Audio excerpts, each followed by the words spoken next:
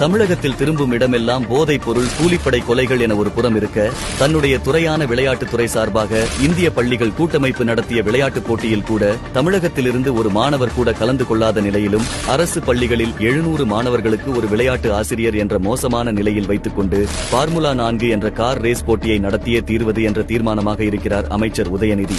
கடந்த ஆண்டு நடைபெறுவதாக இருந்த இந்நிகழ்ச்சிக்கு தமிழக அரசு ஏற்கனவே 40 கோடி செலவிட்டு வீணானது.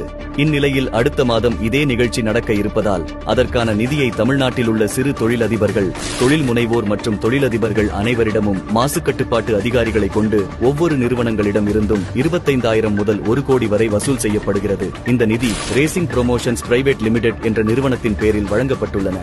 அவர்கள் கேட்கும் நிதி வழங்கப்படவில்லை என்றால் அந்நிறுவனங்கள் தமிழ்நாடு மாசு கட்டுப்பாட்டு வாரிய அதிகாரிகளின் நடவடிக்கைகளை நிச்சயம் எதிர்கொள்ள வேண்டியிருக்கும் என மிரட்டப்படுகிறார்கள்.